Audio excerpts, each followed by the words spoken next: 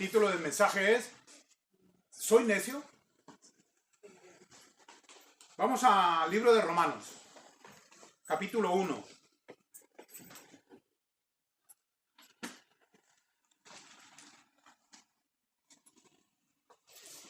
Romanos capítulo 1, versículos del 16 al 22. ¿Soy necio?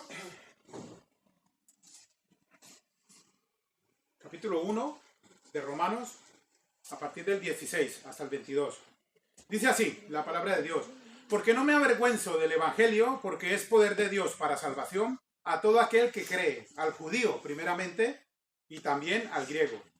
Porque en el Evangelio la justicia de Dios se revela por fe y para fe, como está escrito: mas el justo por la fe vivirá.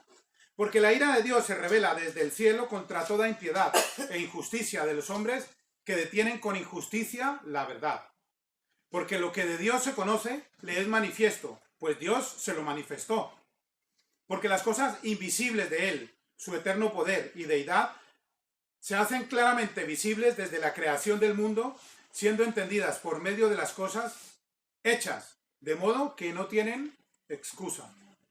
Pues habiendo conocido a Dios, no le glorificaron como a Dios ni le dieron gracias, sino que se envanecieron en sus razonamientos y su necio corazón fue entenebrecido. Profesando ser sabios, se hicieron necios. Y cambiaron la gloria del Dios incorruptible en semejanza de imagen de hombre corruptible, de aves, de cuadrúpedos y de reptiles, por lo cual también Dios los entregó a la inmundicia en las concupiscencias de sus corazones, de modo que deshonraron entre sí sus propios cuerpos, ya que cambiaron la verdad de Dios por la mentira, honrando y dando culto a las criaturas antes que al Creador, el cual es bendito por los siglos. Amén. Es una palabra un poco fuerte, pero nos la dice. Para empezar esta predicación, como primer punto, no se puede de otra manera, leyendo estos versículos, sin hablar del Evangelio. Como primer punto, el Evangelio. ¿Qué es el Evangelio? Pues el Evangelio no es otra cosa que las buenas nuevas. ¿Cuáles son las buenas nuevas? Pues que tú eres pecador, yo soy pecador, todos somos pecadores y estamos condenados a muerte. ¿Y eso te parece buenas nuevas? No, las buenas nuevas es que Cristo Jesús murió en la cruz para salvarme a mí de esos pecados. Él paga la deuda que yo tenía que pagar por toda la eternidad en el infierno. Es triste cómo a veces se tergiversa, lo que hablábamos ahora hablaba ahora con unos hermanos, empiezan a sacar los textos de la Biblia y aplicarlos a lo que a mí me parece, lo que yo creo, lo que yo interpreto. Es que yo creo, y empiezan a darle otra. Por ejemplo, Apocalipsis 3:20, ¿qué dice? He aquí, yo estoy a la puerta y llamo, si alguno oye mi voz y abre, yo entraré a él, cenaré con él y él conmigo. Y ese versículo se suele usar para testificar. El Señor está tocando la puerta de tu corazón. Hermano, no. Ese versículo, el contexto de ese versículo le está hablando a una iglesia, no le está hablando a una persona. Porque la iglesia de la Odisea estaba tan corrompida dentro que de hecho decía: no eres ni fría ni tibia. Digo, no eres ni fría ni caliente. Por cuanto eres tibia, te vomitaré de mi boca. Imaginaos, a Dios le provocaba ganas es que se escucha hasta asquerosa la palabra, ¿verdad? Esa iglesia a Dios le provocaba ganas de vomitar, de la manera como se comportaba dentro de la iglesia. Por eso el Señor Jesucristo estaba fuera. Y en ese contexto es donde el Señor dice: he aquí, yo estoy en la puerta y llamo. Si alguno oye y abre, yo entraré a él. No son versículos para testificar. Sí que cuadran bien allí, ¡guau! ¡Qué bien! Pero no es un versículo para testificar. Aunque es verdad, pero en otro contexto. Otra cosa que también muchas veces usamos o usan algunos predicadores para el Evangelio es el infierno, sembrar miedo. Tú eres pecador y morirás en el infierno si no aceptas a Cristo Jesús. ¿Está diciendo mentira? No, es la verdad. Pero ¿tú crees que de esa manera se puede presentar algo que se llama buenas nuevas? Imaginaos que a nosotros nos dan una noticia, como se le dieron a nuestra hermana Yolanda. Tú tienes cáncer. Y ya sabemos, cuando escuchamos la palabra cáncer, da igual, en el sitio que sea de tu cuerpo, estás pensando ya muerte. Porque es lo que tristemente un alto porcentaje termina. Pero si alguien te dijera, mira, tómate esta pastillita, que se llama, yo qué sé, como la quieras llamar, y te va a curar el cáncer. Tú te la tomas y al día siguiente te hacen pruebas y no tienes cáncer. Se te ha ido. Entonces tú te enteras de otra persona que tiene cáncer, ¿tú qué haces? Lo primero que vas a hacer es ir a ella y decir, mira, esta pastilla a mí no dejó que muriera. Tómala tú también. Pues de esa misma manera la salvación debemos de predicarla. A mí el Señor Jesucristo me salvó en el año 98, porque yo estaba muerto en mis delitos, en mis pecados. Era un colombiano, yo me atrevería a decir, de los peores colombianos. ¿Por qué de los peores? Porque yo nunca he fumado, yo nunca he bebido alcohol, nunca he matado. ¿Y por qué eras de los peores? Porque esos son de los peores. Los que nos creemos, no, yo no he matado, yo no he hecho... Sí, no has hecho eso, pero sí que era mujeriego, sí que era grosero, sí que era... ¿cómo se dice aquí? Tenía un pronto. Tengo un pronto, lo que pasa es que intento que el Espíritu Santo ahora me lo agarre. Tenía un temperamento tal cual y encima quería ser policía. Todo el paquete para morir en poco tiempo.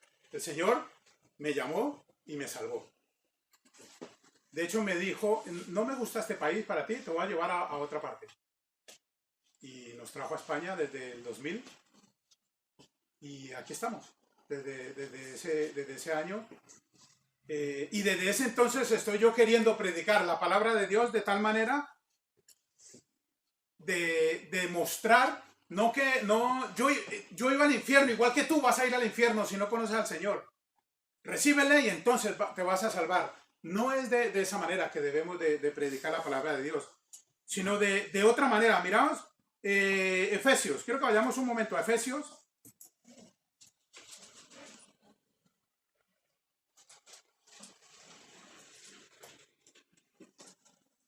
Efesios capítulo 2. Siempre leemos el 8 y el 9, ¿verdad? Pero no nos cercioramos los anteriores. Efesios capítulo 2, versículos 4 al 7.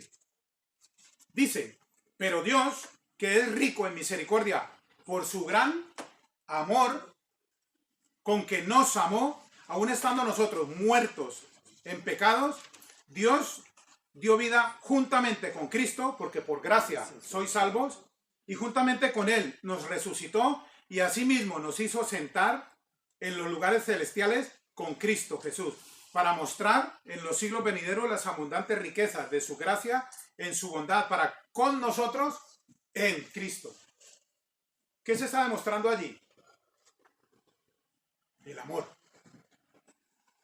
No se está demostrando que tú estás condenado a muerte y venga, va, el Señor Jesucristo va a decir, venga, va, me das pena, te voy a salvar. No, fue por amor. ¿Qué dice Juan 3:16? Porque de tal manera amó Dios, como dice nuestro hermano, ahí tienes que poner tu nombre.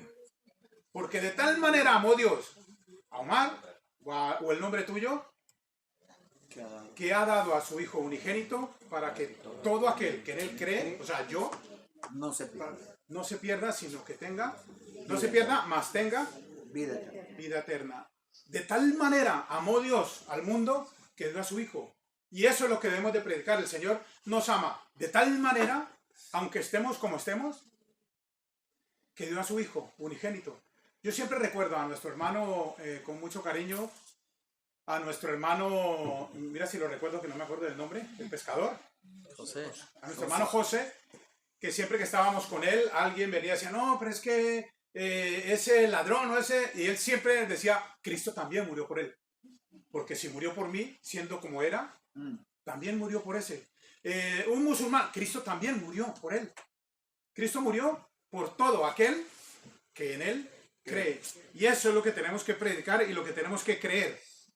Mira, primera de Juan, capítulo 1.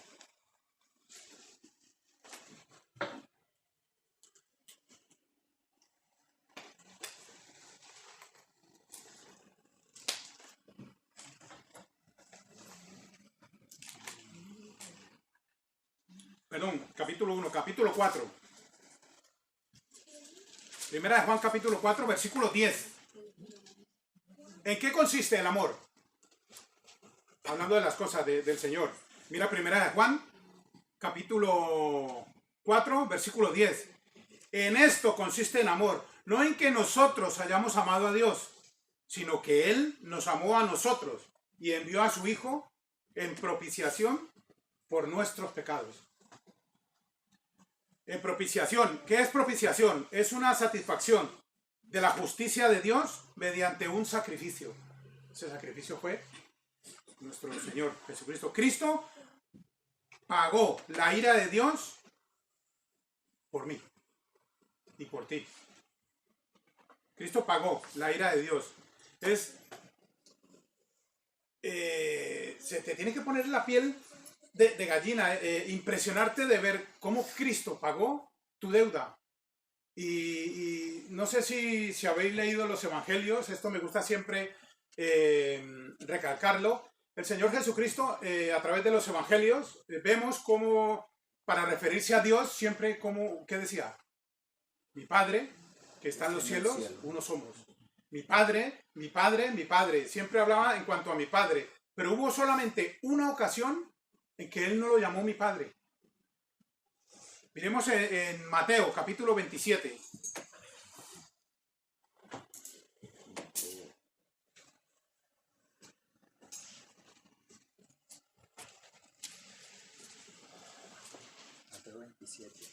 Mateo capítulo 27. Versículo 46.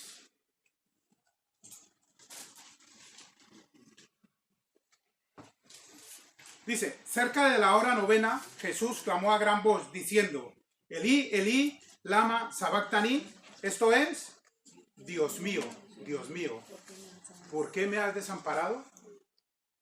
Eso es una señal de la manera como estaba sufriendo incluso el abandono de Dios en ese momento.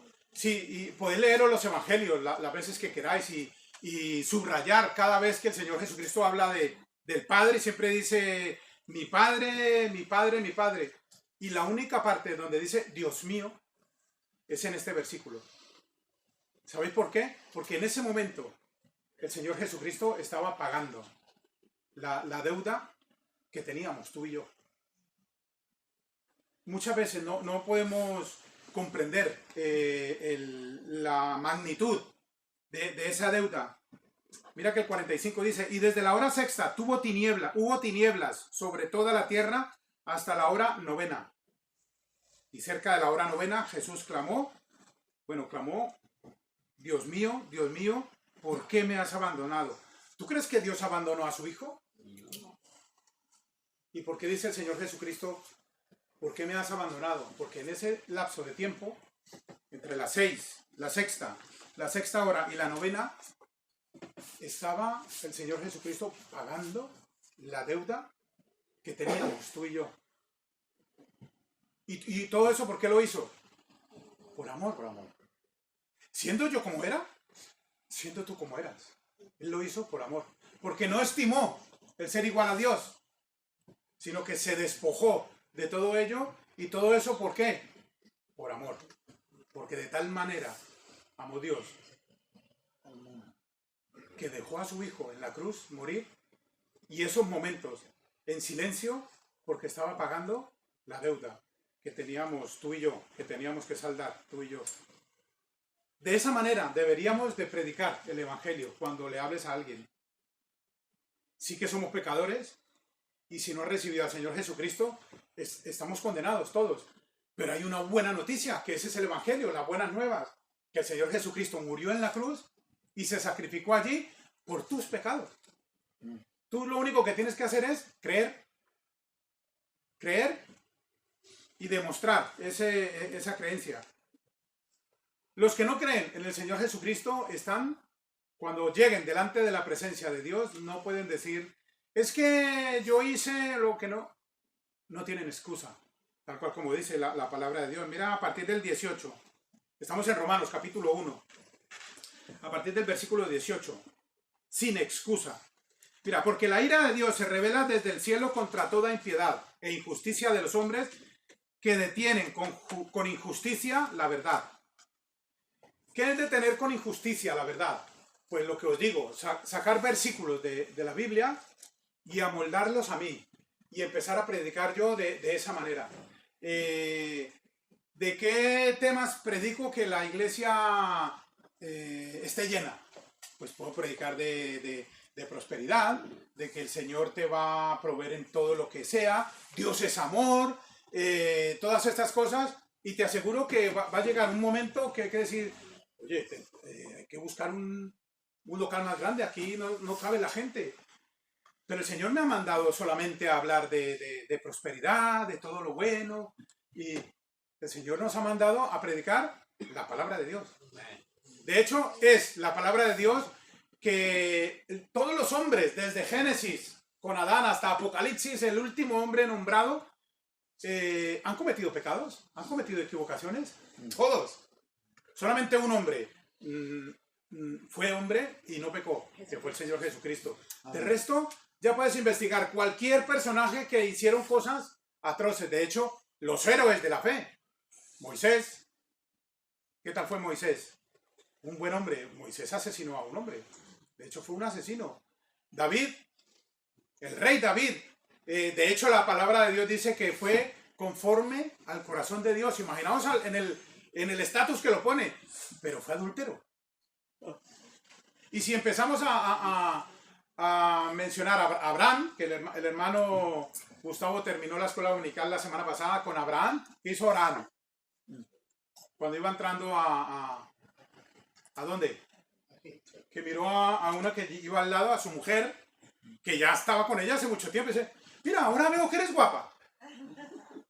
Mejor di que eres mi hermana, no vaya a ser que me maten por ti. O sea, ahora veo que eres guapa. O sea, antes no lo habías pillado. Yo desde antes de casarme con mi esposa, de ser novio de ella, yo vi que era guapa.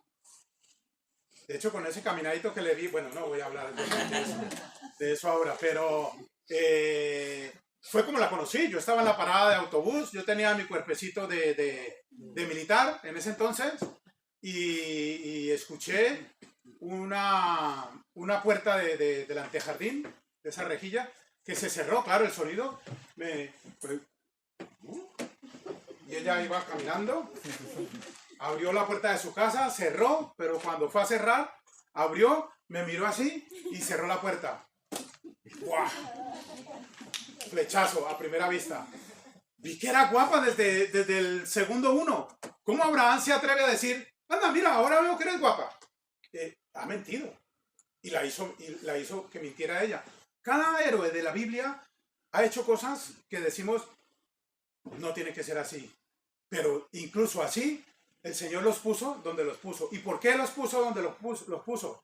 Porque se arrepintieron y fueron obedientes a Dios. Amén. Y si nos ponemos a ver Romanos 11:1, cuando habla en cuanto a la fe, allí da una lista de muchos héroes de la fe, que dice, por la fe fueron salvos, hasta de hecho Rabá. ¿Quién era Rabá? Rahab. Era una prostituta, pero creyó en el Dios de ellos y se salvó. Es creer y actuar consecuente a lo que crees.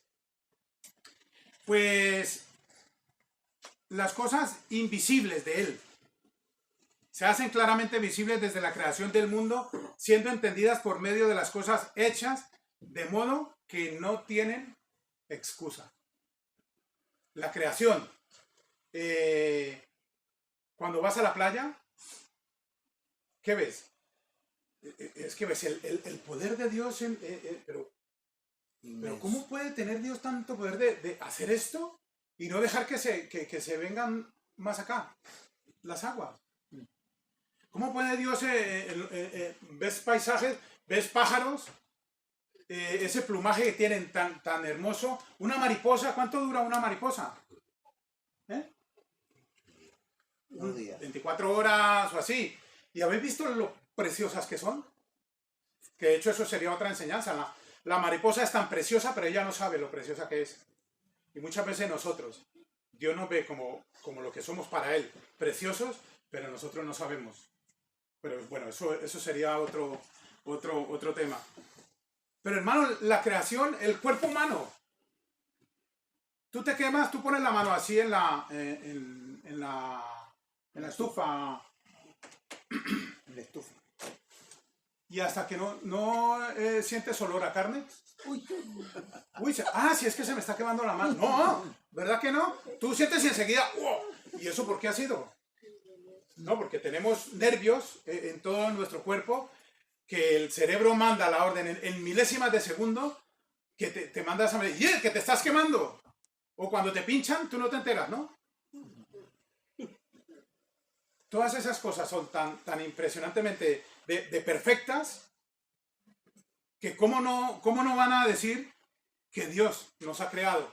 No, descendemos de una explosión, o del mono, o de no sé qué otras tantas historietas hay por ahí corriendo. Imaginaos si descendiésemos de una explosión de los extraterrestres en un sitio también, en un sitio que haya poca población. Simplemente tú tiras una granada dentro de una habitación y ahí empieza la vida. ¿Qué hay después de una explosión? Caos, destrucción, y va a haber de todo menos vida. ¿Cómo me vas a decir a mí que es que fue un Big Bang o Big Bang que vino y catapum y a partir de allí se creó la vida? O del mono. Nosotros descendemos del mono. Vale, digamos que descendemos del mono. Parecemos un poquito. Hemos evolucionado del mono, ¿no? ¿Y por qué hay monos hoy? Si descendiésemos del mono, el mono tendría que ir evolucionando, pero el mono se ha tenido que quedar atrás porque ha ido evolucionando. No. Aún hay especies de monos por ahí. ¿Para qué? Por si se acaba la vida humana, entonces vamos otra vez ¿por qué hay monos hoy en día? Bueno, eso como una hermana que nos contó esta semana, que viene al caso, que su hijo le pregunta a su madre, mamá, ¿nosotros de dónde venimos? Y entonces la mamá le dijo, bueno, pues nosotros venimos, Dios creó los cielos y la tierra, creó a Adán y Eva, y pues a partir de allí venimos de esa descendencia. Dice, es que mi padre dice que descendemos del mono. Entonces ella le dice, no, pero es que eso es la familia de él. No nosotros. Bueno, eso para destensionar. Necios. Mira lo que dice a partir del 21 hasta el 25. Pues habiendo conocido a Dios, no le glorificaron como a Dios, ni le dieron gracias, sino que se envanecieron en sus razonamientos y su necio corazón fue entenebrecido. Profesando ser sabios, se hicieron necios y cambiaron la gloria de Dios incorruptible en semejanza de imagen de hombre corruptible, de aves, de cuadrúpedos y de reptiles, por lo cual también Dios los entregó a la inmundicia en las concupiscencias de sus corazones, de modo que deshonraron entre sí sus propios cuerpos, ya que cambiaron la verdad de Dios por la mentira, honrando, dando culto a las criaturas antes que al Creador, el cual es bendito por los siglos. El Creador de los cielos y de la tierra, y muchos suelen, de esta manera, excusándose y siendo necios, muchos suelen de esa manera adorar más la creación que al Creador. Un piano o este teclado, por ejemplo, que a muchos se les queda cortito, pero Para empezar está bien, pero no tenemos nadie quien empiece. Aquí está el piano. Si lo enchufáramos, salen notas musicales, ¿verdad? Y eso tiene que haberlo creado alguien. Eso no podemos haber hecho ¡buh! Y ¡bah! Se ha aparecido un teclado. Eso tiene que haber alguien que lo ha inventado para que suene. Y el creador de ese piano no está dentro del piano moviendo las teclas. Y ¡uy! Puso esta, vamos a tocar ahí. ¡Uy! La otra. No, el creador, el que lo hizo, no está dentro. Pues de la misma manera, el creador del mundo no está dentro del mundo, sino que está fuera. De normal, el creador siempre está fuera de su creación.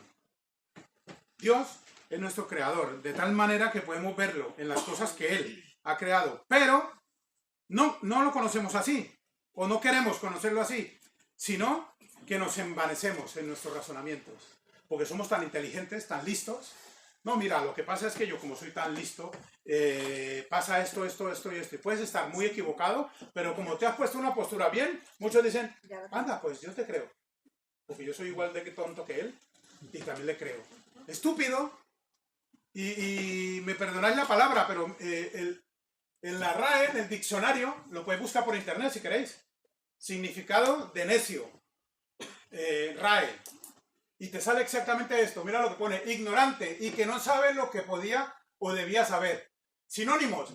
Ceporro, ignorante, palurdo, sote. ¿Qué? Antónimos. Culto y sabio. Es lo contrario de necio. El segundo. Falto de inteligencia o de razón. Sinónimos. Tonto, bobo, estúpido. Inepto, soquete, sopenco, burro.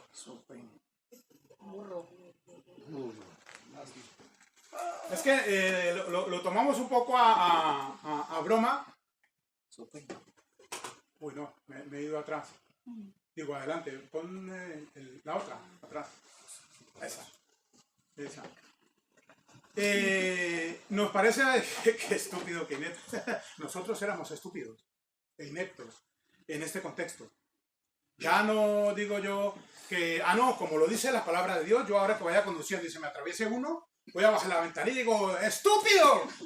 No os estoy mandando a eso, porque la palabra de Dios no dice eso. Según el contexto de lo que está diciendo el apóstol Pablo a través de Romanos, que lo escribió ¿quién? ¿Quién es el autor de Romanos? ¿Quién escribió Romanos? No, Romanos no lo escribió Pablo. Romanos lo escribió Tercio. Pero es que escúchame lo que os estoy preguntando. ¿Quién escribió? Ahora, ¿quién es el autor? El autor ha sido el apóstol Pablo. Pero él le dictaba y escribía Tercio. De hecho, la prueba la tenemos allí, en mismo Romanos, el último capítulo, el capítulo 16. Podemos leer desde el 21. Dice, os saludan Timoteo, mi colaborador, y Lucio, Jasón y Sosípater, mis parientes. ¿Y qué dice el 22? Yo, Tercio, que escribí la epístola, os saludo en el Señor. Tercio fue el que escribió la epístola de Romanos. No sé si lo sabíais, pero mira, ya podéis ir hoy a casa con algo nuevo. Romanos no la escribió el apóstol Pablo, es el autor. El autor de Romanos es el apóstol Pablo, pero no la escribió Pablo, sino que usó un amanuense que se llamaba en ese entonces, que era el que se encargaba de escribir. De allí también vienen otros eruditos que dicen que cuando el apóstol Pablo habla de no sé qué de la carne, del aguijón de la carne, que era ese, el que no podía ver mucho, y por eso le tenían que escribir las cartas al final. Eso no se puede comprobar exactamente, pero pues hay muchos que, como digo, empiezan bueno, ¿y por qué? Empiezan a pensar cosas tan sabias, tan profundas. Estás tú ahí mirando al firmamento y empiezas a decir, bueno, ¿por qué la cama le llaman cómoda y a la cómoda, cómoda? Si la cama es más cómoda que la cama, que la cómoda. ¿Por qué no le llaman cómoda a la cama, que es más cómoda que la cómoda? Son cosas muy sabias, ¿no? Que tú dices, yo eso no lo había pensado, ¿eh? ¿Por qué le dicen mesita de noche? ¿Qué pasa? ¿Que de día no la puedo usar? No, ese de noche no va. Es mesita de noche. Bueno, en Colombia se le dice nochero, que tiene el mismo significado. ¡Hala, qué listo! Sí, ¿y en qué te edifica eso? ¡Qué sabio! ¡Wow, soy tan sabio! Mira, ¿por qué? Si los coches van en carriles y los trenes en vías, ¿por qué los coches se descarrilan y los trenes se desvían? ¿No sería al contrario? ¡Wow, qué sabio! Sí, ¿y en qué me edifica eso? De pronto te echas unas risas y dices, tienes razón, pero ¿y en qué más te edifica? En nada. Es como esto, ¿quién escribió Romanos? Tercio, ¿y eso en qué te edifica? Eso simplemente es por saberlo. Pero lo que sí debemos de tener en cuenta es, ¿a quién le está llamando necio? Le está llamando necio a todo aquel que no cree en Dios y que no entrega su corazón a los pies del Señor. Perdonadme los que no tengan al Señor Jesucristo, aún, pero yo no estoy diciendo nada. La palabra de Dios os está llamando necios.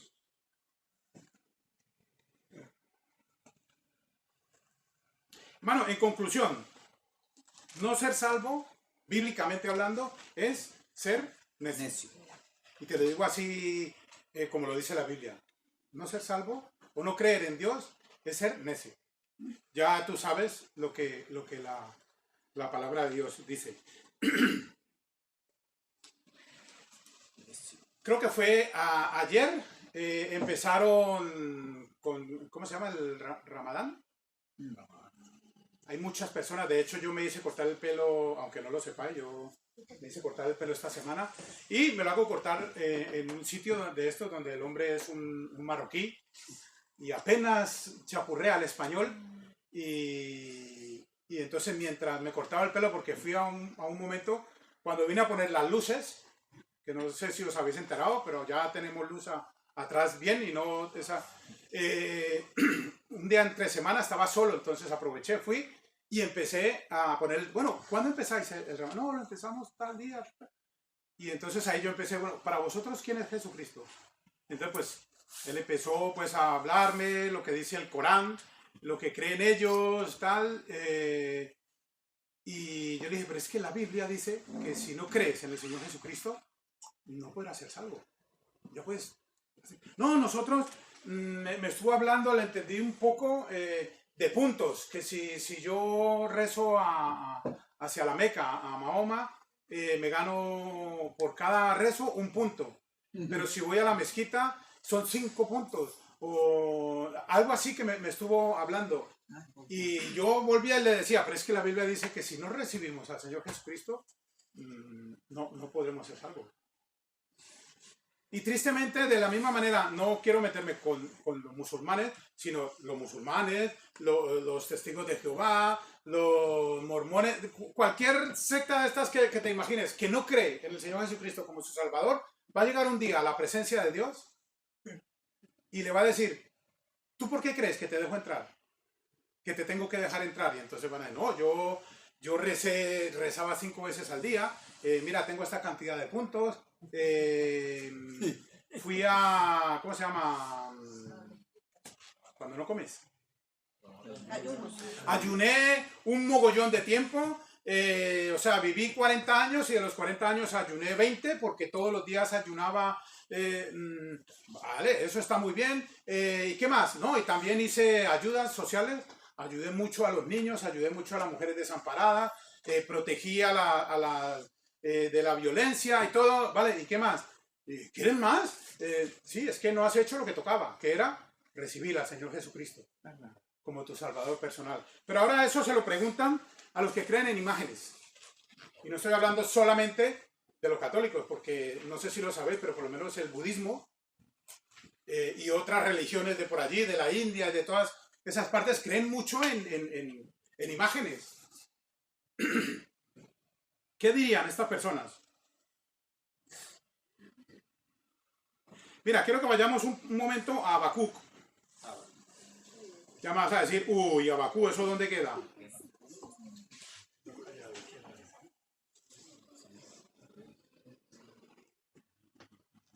Pues Habacuc está Mateo. Un libro antes es Malaquías, Zacarías, Ageo, Sofonías, y ahí llegas a Habacuc. Quiero que nos centremos en el capítulo 2, versículos 18 al 20.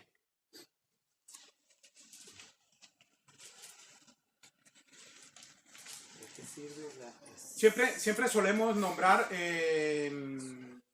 Salmo 115, que habla en cuanto a las esculturas y todo eso, pero quise usar este porque hay más versículos que hablan de lo mismo.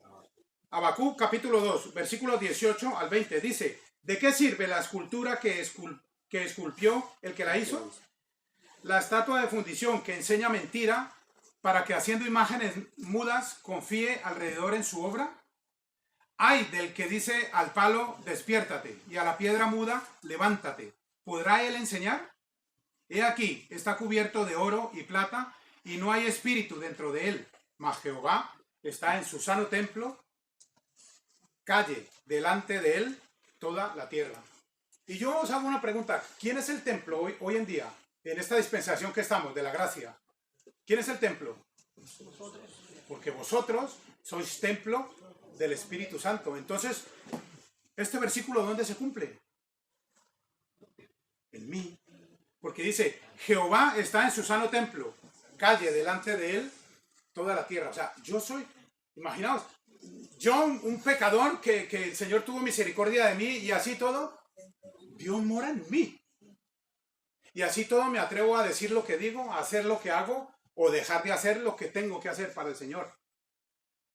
Tenemos que tener en cuenta esto. Pero estas personas que creen en estas cosas van a ir delante de la presencia del Señor y les va a preguntar lo mismo: ¿qué crees tú? ¿Qué has hecho para que yo te deje entrar? No, yo te adoré, esta imagen, esta otra, yo hice esto, yo hice lo otro. ¿Pero aceptaste a Jesucristo? No. Y ya no hay tiempo. No hay plan B. Una vez mueres, ya no tienes tiempo. Pero llegan los que creen en Cristo, o los que hemos creído en Cristo, y te pregunta el Señor: ¿qué has hecho tú para que creas que te tengo que dejar entrar? ¿Sabéis cuál es la respuesta? ¿O cuál sería la respuesta de un cristiano? ¿Qué he hecho yo? Nada. Lo que hizo Él. Él fue el que lo hizo. Yo simplemente creí en Él y puedo entrar. Porque no se trata de lo que haga yo. Hermanos, y con esto termino. Para ser salvo, no se trata de lo que consideres tú que has hecho. Para ser salvo se trata de lo que ha hecho el Señor Jesucristo. Amén. Y termino con ese versículo que nos sabemos todos de memoria: porque de tal manera amó Dios al mundo, que ha enviado a su Hijo único, que ha dado a su Hijo unigénito, para que todo aquel que en Él cree no se pierda, mas tenga vida eterna. Ya puede ser creerte tú el rey de España. Si no has creído en el Señor Jesucristo, no tendrás entrada en el cielo. Y eso es lo que debemos de hacer. Y como empiezo, termino. ¿Eres necio?